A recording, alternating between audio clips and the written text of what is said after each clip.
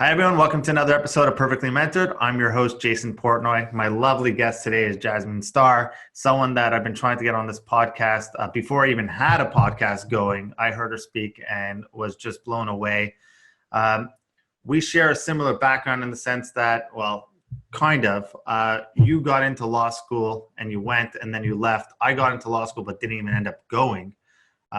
Just decided it wasn't for me. And that made my mom cry a little bit and wonder what her son was going to do. And I told her that I wanted to be an entrepreneur and start a clothing brand. And that made her cry even more. And she wished I went to law school. And then from there started the agency. But you Jason, that's like every millennial mother's like nightmare, right? Like she's raising a millennial. Mom, I want to start a clothing brand. And she's like, where did I go wrong with my life? 100%. That was her response. She was like, are you sure?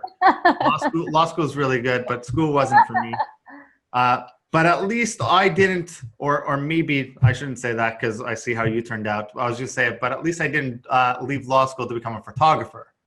Hey, I ended up just fine, homie, just fine. I know, that's why I said it. That's why I said it. But yeah, so I mean, we share that similar background, but you've done an incredible job building your own personal brand, and you've come a long way since leaving law school. And I think hindsight's 2020, but I'm pretty sure you made the right choice.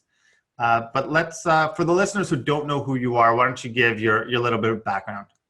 My name is Jasmine Starr, and I'm a photographer and branding strategist from Newport Beach, California. I am a very proud and happy law school dropout, and I built my first business against the odds because I told my brand new husband at the time that I was like, I want to be a photographer. And his response was, well, don't you need a camera? And I was like, yes, a camera probably would be a thing that I need if I want to be a photographer. And I say it as a joke, but like that is legitimately a conversation that we had. And I just realized that when I was in law school, my mom had a relapse of brain cancer. And when you're 25 years old and you're looking at your mom really go through what we thought were her last days, it was really a sobering experience because you had to force yourself to reconcile, what kind of life do I want to live? Like, what if I only live until 50? And the crazy thing is like, none of us are guaranteed to live to 50. None of us are guaranteed to live to 30. And so the fact that I had to like come back and say, what is it that I want to do with this one wild and precious life? And I decided I wanted to be a photographer. Now, everybody on the outside. Now, here's the thing. I'm a first generation Latina, first generation college student, first generation postgraduate student. And so for all intents and purposes, I really thought that my family was going to be like, what?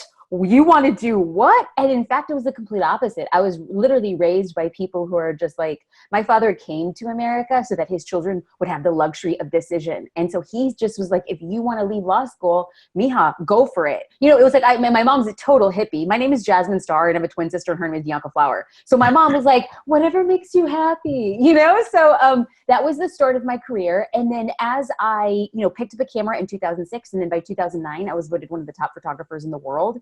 The business took off, and then I started helping other entrepreneurs build a brand and market their business on social media, which is how I built my business. And so that's where it brings us here today. And that's what I do professionally. Awesome. Love that story. So something I've been fascinated about lately is imposter syndrome. And on every podcast so far, I've been talking about it because I'm just trying to get to the root of it and how to weed it out. I'm sure when you left law school or when you decided you want to be a photographer and take the camera and go for it, you had a great support system, but that support system doesn't really help the own voice in your own head sometimes. Sometimes you have to get out of your own way, and you can have all the support in the world, but if you're doubting yourself, that's going to be an uphill battle. What are your thoughts on imposter syndrome? Did you have it when you first started off, and how did you get over it? Jason, I'll just be straight up. I only ever speak my truth. And the truth is that I still suffer from imposter syndrome. I feel like in a way I can look at it as like a thorn in my side, or I could look at it as an impetus, like a catalyst behind me pushing, because the person I need to prove first and foremost that I am worthy, that I am there, that I am capable is myself. If I can't convince myself first, I will have a hard time convincing anybody else. So when I deal with the imposter syndrome, I've now gone through a series of things that I need to say and that I need to do. And it's just been so highly effective. And that has been first and foremost, number one, you are enough. And number two, being the best is entirely subjective. Like we don't run the Olympics in business, right? There's not just one singular first place. Like how I identify my terms of success is how I will achieve my terms of success. And my success doesn't look like your success, and your success won't look like my success. And at the end of the day, I'll be very honest. I don't need a private jet, and I don't need the mansion in Malibu. Now, if I get the private jet and if I get the mansion in Malibu, I'll be like, yes, but that in and of itself is not marking my definition as a success. And so for me, I clearly define my terms of success. I remind myself that I'm uniquely qualified to serve a very small demographic who are willing to pay a premium for what I provide. And in that regard, I will just step out gladly. I will step out hopefully and say, I am here. I'm here to talk to my tribe, and anybody else who doesn't want to listen can turn the other way. Love it. I look at imposter syndrome now. It took me a while to figure this out, but it's almost my fuel, right? I look at it and I look at there and say, you know, if I didn't have it, I would stop learning. I would stop doubting and figure out whether I need to be the best and start, you know, and stop reaching for that next level. And then it also helps me empathize with my clients, right? If I thought I was the best and I was just going to charge, but if I doubt, I could put myself in their situation, in their shoes, and I'm very empathetic to their needs because of it. So I think it could actually be a really good thing if you, it's just how you play it. I agree. Talk to me about building a brand on social media. It's something that everyone talks about. You see almost everyone now trying to sell a course on how to do it. Very few people who sell the course have a following to do it and have actually built a business on social media. So I like the fact that you're a practitioner in what you say you do. Now it's become a little bit saturated. I think Instagram a little bit, but I still believe in the opportunities there. Talk to me a little bit about if you're a brand right now, personal brand or business, whatever, what are the actionable steps right now to building your following? Well, as I like embrace the definition of building a brand, it's by Seth Godin, and he defines it as a series of expectations and recommendations and endorsements that have shaped your decision to choose one business over another. And if we boil all of those things down, what Seth Godin is really saying is an experience. People will choose your business over another because they've had an experience or they have been told a story of an experience that somebody else has had. And it makes me as a consumer, it makes you as a consumer choose one business over another. And I have to understand that the more experiences I put out online, the higher likelihood that somebody will choose to invest in my business and services. Not because I am the best. I could think I'm the best or I could think I'm the worst. It doesn't matter for these people who had said, she is speaking to me. She has delivered something to me, a value, a benefit. She has connected with me. That is how all of us need to kind of create our little niche in the business world by saying, yes, you like what I do, but the reason why you're paying premium is to buy a piece of my time, buy a piece of my philosophy, buy a piece of what I do. And I think that has really become transformative in social media. So I started with no money. Like I dropped out of law school. My husband was a startup company. We lived in a shady area of LA. Like we shared like a 2008 Honda Accord with like an oxidized hood. I would go to client meetings and I would park the car around the corner from the Starbucks and like, oh, I hope they don't see me getting out of this car. That's so LA, I know. But I would go in and I would have to understand that if I can connect with people on a human to human level, what would that look like? So I really sharpened my teeth, you know, in the hood. I sharpened my teeth in Starbucks. I sharpened my teeth taking every job, learning from every experience so that I can have a deeper understanding of who my customer and client was. And then all of a sudden 2008 came around, 2009, and then Twitter hit the scene and I realized, oh, I can create experiences just by talking to people, sharing information. And then I did the same iteration when Facebook came around. I was like, oh, it's not just one-to-one, it's scalable, how it can be found. Then Instagram came along and I was like, oh, wait, what?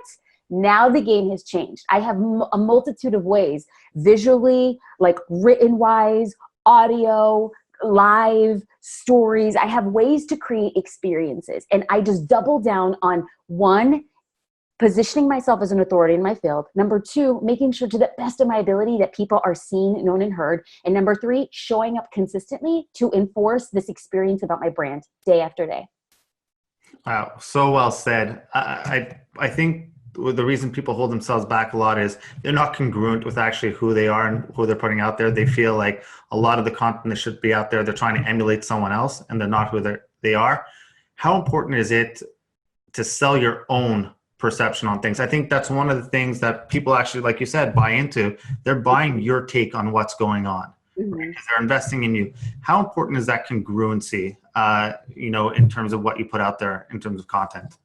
I can't speak across the board. I've just been very leery of saying like becoming like really staunch, but I always turn to my people, like my tribe and who I've just turned into an online family and be like, listen, the minute I stop doing what I am telling you to do, walk the other way. You know where the door is. The minute I stop doing what I'm telling you to do, take your money elsewhere. The only reason why you ardently believe that I know what I'm talking about, because everything I tell you to do, you'll freaking see me in the streets doing it. Like everything I tell you to do, like to double down on IGTV, even though it seems like a no man's land right now, do it. Do it, do it, because the land is cheap and we're going to build high rises. This is the max amount of attention because the least amount of competition. There's a built-in audience for what you want to do. It's not a matter of if, it's a matter of when. And so if I'm telling you to go to IGTV and you don't see me doing IGTV, take your money and go somewhere else. Serious. But you happen to be very charismatic. You're a talented speaker. What about the people that are just starting off and they're afraid to put themselves on camera right now? What advice can you give them to either A, get over that fear, or workarounds? Well, here's the thing. At the end of the day, there's a changing demographic in the business society. Like people can say, oh, well, you're very charismatic. Well, no, I'm actually an introvert, but I've been showing up on camera for the past decade. Now, if you go back and if anybody's bored enough to go back to like, I don't even know, God, embarrassing 2012 YouTube. Hey, I leave my stuff out there because I have to tell myself, you know who you is. You literally turn on a camera. And Jason, I was living in this tiny apartment with my husband and I didn't have a cool background. I didn't have a set. And so all I did is I went to Home Depot and I bought like a 6-inch thick piece of plywood. I went and got magazines. I ripped up magazines. I mixed up some glue. I made a collage on this piece of plywood. I put it against my wall. I turned my camera on. I have no ring light. I have no legit light. It's literally the light in this office that has like thick carpet. And I'm like, hey, welcome to my YouTube show. Like it was literally the only reason why I can show up and turn on the camera right now and just talk is because I spent 10 years sucking before I actually became confident. So people are like, I'm not good. Guess what? You're going to still not be good if you just don't show up. You have to get past the suck before you can actually be confident and say, okay, I'm ready for this. And people don't realize that just because you suck, no one's seeing it at first, right? So you're so afraid that millions of people are going to see your shitty video that you put out there of you scared of talking, but no one's watching right now. So just I hate to break it to you, baby boo. Your video ain't going viral. You cool. You're cool. I was just talking to a client today and he was like, I'm going to put out a video. And I said, look, I'm going to tell you right off the bat, it sucks. He goes, yeah, I know. I'm scared to do it. I'm like, no. Your video is going to suck. And he's like, oh. I'm like, that being said, happy filming. Go enjoy it, put it out there. But if you get over that mindset, if you're not afraid of being polished and just, okay, I know this video is going to suck. Let me just go out there. I think one of the things I was first taught on was if you're insecure about something, go out there and own your insecurity. Put it out there, talk about it. No one else is gonna come after you for already listing your insecurities. Absolutely. But it's not, and the thing that I'm always super cautious of is it seems like the buzzword of 2018 and 2017 was, I'm so sorry. I'm sorry. I'm coughing. I'm like super emotional. No, I'm just kidding. This is for the millions of watchers. What are you doing? Yes, people, I cough. I'm drinking a spinach smoothie and I swear to you, I have spinach in my throat. It's all good. I'm just going to own it. We're just going to roll right onto it. Love it. The buzzwords, are authenticity and vulnerability. And I just want to be very careful that people aren't just trying to go there because it's like cool. Like, hey guys, I really suck today. Like, okay. It's really like we become so accustomed with, there was a time in the internet infancy where people can say things and do things and we were all just consuming. And now, a decade later, we can smell inauthenticity. We can smell crap. We can smell it when it feels fake. So you don't need to come out and say, hey guys, I'm going to be terrible, but you can come out in your truest self and say, this is the first time I'm doing this video. Join me for the journey. And I feel like when you're just that, when you're real, people get it and they connect with it. 100%. Versus the flip side of that, the other side of that are the entrepreneurs that come out there and say entrepreneur life and they're on a jet or a yacht with a ton of models, right? So, it goes back to what we're saying. Absolutely.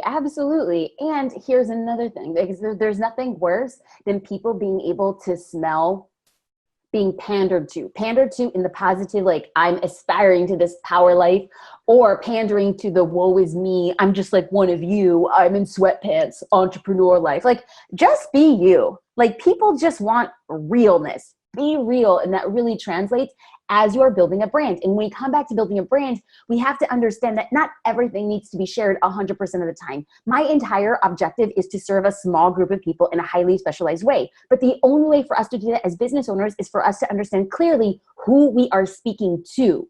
Because some people may want to hear about that and they might not. But when you know who your target demographic is, you can speak to them in a way that they want to be spoken to. So if authenticity and if keeping it real just isn't your thing, you're like, I just want to run a professional life. If that aligns with your end user, go on, do you, own that. Don't be anything else other than who you're trying to serve, period, the end. And the only way to really figure that out is to put out that content and see what people are resonating with. Absolutely. So test. If someone's trying to grow their brand right now, what are 3 top tips on Instagram that they should be focusing on? You know, someone starting off, they may have a couple thousand followers. They want to start growing and growing. Organic reach is down. What are the top ways you're recommending to your clients right now? Well, the first thing to take into consideration is that we have to understand that engagement will always be down.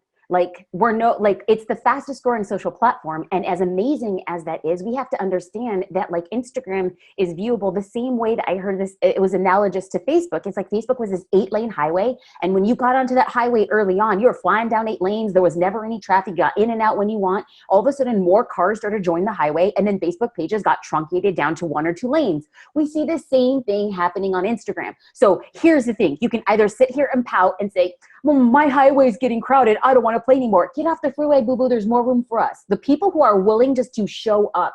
Because I want to thank Mr. Mark Zuckerberg because I'm getting free marketing. Did I get it the same way I did before? No. But guess what? It's free. You think I'm going to complain about something free? The minute we change our mindset to say, if you give me a platform and you give me the opportunity to show up to 2 to 3% of my audience, watch me show up. Watch me show up consistently, because as I build my audience, that number 2% gets bigger and bigger. So my objective is number 1, show up. The 3 things that you want to do to really cultivate a brand on Instagram: consistency. This ain't no magic.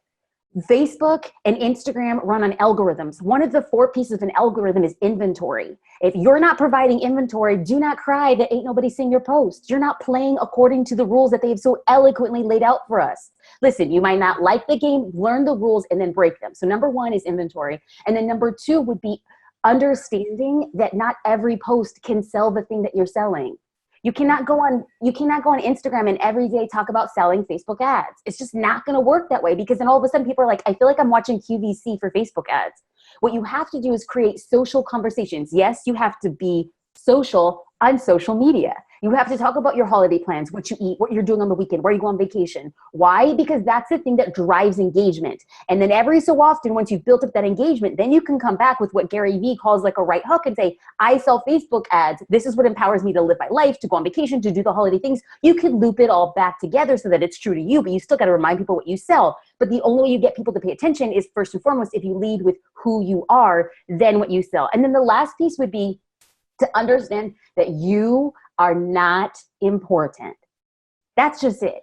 I go in every day and I understand I am not important. The fact that anybody will DM me, the fact that anybody will leave a comment, I make sure to the best of my ability that I am responding. And I'm not just responding, cool, thanks. I'm trying to teach people how to engage with my account. So I'm using comments more than 4 words in response. So if somebody says fun, I go back, thank you so much. I appreciate it. What are you doing this weekend? Because we must cultivate an audience to go deep and not wide. Watch me do more with 2,000 Instagram followers who are so hell-bent on your business than you try to tell me, oh, Jasmine, I need 200,000 people before that happens. No, you don't. You're using Instagram to grow a business, or are you using Instagram to be popular? You want to be popular? Go ahead, do you, do you. I want to run for profitability. That's what you can get with a small audience when you go deep with them. So then how do you train your clients to ignore vanity metrics? Exactly what I just said. Like, hey, for me, my measurement of the efficacy of social media is what's happening with your bottom dollar. And so there was a time where I would take on consulting clients so that we could build out the brand and then think about the messaging and think how that shows up on social media. But I realized that wasn't a scalable business. And I also realized that some of my clients were doing the most amazing things, and then other people didn't have a team to support the implementation. And I never did implementation. So I created a social media membership site because I wanted something that was scalable. And so now we have over 4,000 people in this membership site where every month I'm coming up with a marketing plan. Now, a small percentage of those members will use the marketing plan. And I'm like, you guys, I literally spent my life, my weeks, my months building out this thing. I laid it out for you. Now go and do. So few people do. So for the people who do, and they understand that growth, and average growth on Instagram as of today is 3.5% per month. That number will go down. That's not a matter of if, it's a matter of when. But if you have 1,000 followers, you should have 1,030 followers next month. That's average. You cannot cry about it. I'm growing so slow. No, baby boo, you're growing right on average. Now, if you're going on average and you're not just getting 30 random followers, you're getting 30 promising leads, it's your objective to spend the next 30 days to invest your time with at least one of those every day. You send them a DM. Hey, thanks. I'm going to see you follow. Looking forward to connecting. That just takes time. But guess what? I'm here in the conversion game. I'm not here to get popular. I'm not here to get a bunch of likes and comments. I'm really go deep so that they transition to customers. They just got to be seen. It's so funny because people will look at your account and sit there and say the 250,000 plus followers. They forget that it didn't happen overnight, and you actually put in this work to get there. We judge people by what we see on the front, but we don't realize, like you said, the many YouTube videos you were shooting in a shoddy apartment with no lighting to get to that point. Mm-hmm. I guess the next question is, if you don't live an exciting life, right? As a photographer, you're out there, you're traveling. Right now you're traveling. If you're the accountant who's just going to work day in, day out, but you want to have that following, you want to kind of build that authority, what are some tips to make your life, I guess, more, or find the interesting parts of your life to put out there? I have to be very clear, like very, very clear. I live a good life. I live a solid life. I am thankful for the life I lead. I will also say I do not live an interesting life, nor do I live an exciting life or a cool or a glamorous life. That is just the truth of the matter. I think that one of my skill sets that I have learned, not that I was born with, is that I know how to start creating stories and narratives on social. And I am telling you that the stories I share are not glamorous. They are not fun. But dang, I know how to connect with people.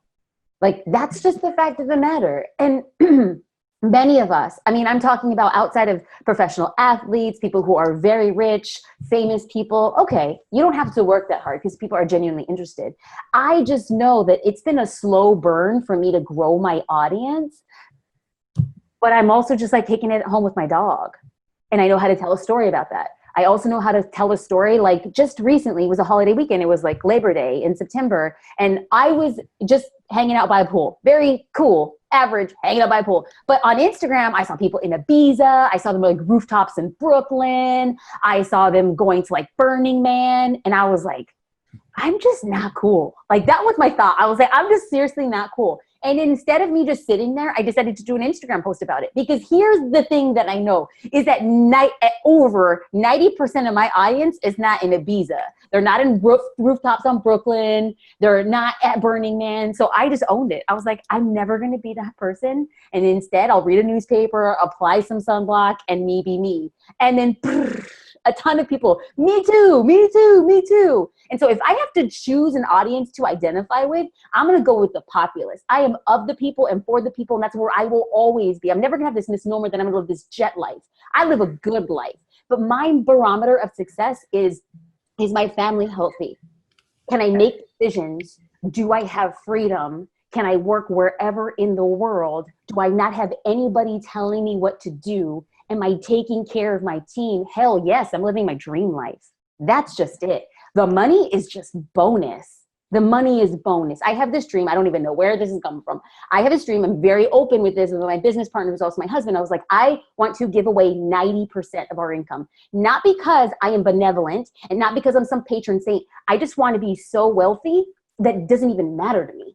That's what I want. So every year we inch up 1% more and 1% more, 1% more. I'm going to get to the 90%, not because I'm going to live some poor life, because I'm going to live a good life, but I want to leave this world better than I came into it. And that's like my big goal and objective. It's funny. One of my best performing posts, I actually wrote a post saying, I have zero desire to go to Burning Man. And that was it. Just that one, just that one sentence. And then the amount of comments I got, like, yeah, me too, me too, me too. I'm like, great, because you're all watching everyone on Burning Man pretending to wish you were there. So Exactly. We'll wrap up on this. Just, I love that you talk about storytelling, and something that I'm fascinated with, something that I'm personally putting in effort to get a lot better in. What are some tips, or if you read any good books or anything for the audience, for the listeners to practice or get better at storytelling?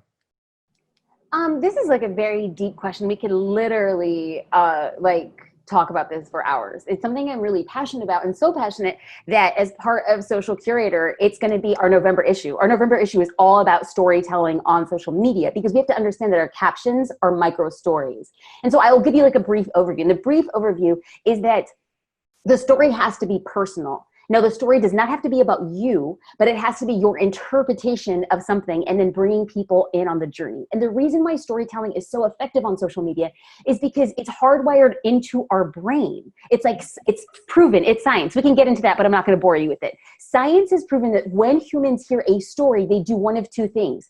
Oh, I have been in a similar story. I like this story already.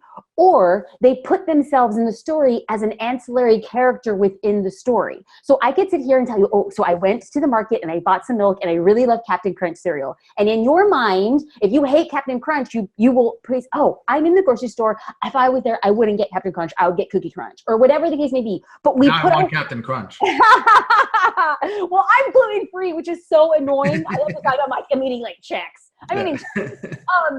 But at the end of the day, it works well because people all of a sudden on a subconscious level become super connected to you. It could be about cereal. It could be about chocolate. It could be about the struggles of starting a business. They themselves might not be starting a business, but they know the idea of struggle. Anytime you can add a personal component to a very business aspect, people, followers say, I identify or I want to. Those two things become game changers as you write captions and stories. And I think that's so true, because using myself as an example, I think the content that I was putting out there for a while, wasn't exactly me, and wasn't, using my experiences, until someone really called me out and sat there and said, you don't really feel this way. So you want to grow, start being personable, start talking about your experiences, because that's what people are going to relate to. And if people don't, and if people don't, you'll lose those followers. But who cares? You'll gain the people that actually are interested in what you have to say. But since that started happening, it's like a weight off your shoulders, because you're stopping to try to force the content. Mm-hmm. And the content is just, right, this is my experience today. This is what, this is what happened to me, and this is what I bring to the table, and these are my thoughts on it. And like you said, it comes back to then at the end of the day, people want to do business with people they like, and people they feel invested in, and people they share that relationship with. Yep, so true. Well, are you going to drop the mic now, or are you going to drop it later? No, it's a standalone mic. Too expensive to drop.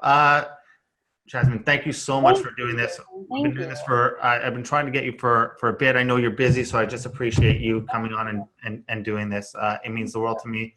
For those who want to reach out to you, want to find you and take you up on seeing how accessible you are, how can they do it? I'm on all social platforms, Facebook, Twitter, Instagram, at Jasmine Star, and you can find more information about me at jasminestar.com. By the way, and do it, because this is how this podcast happened. I actually just reached out and she responded. I did. Thank you so much. Really appreciate you being here. Have a good one, Jason. Appreciate you. Have a good one. Bye.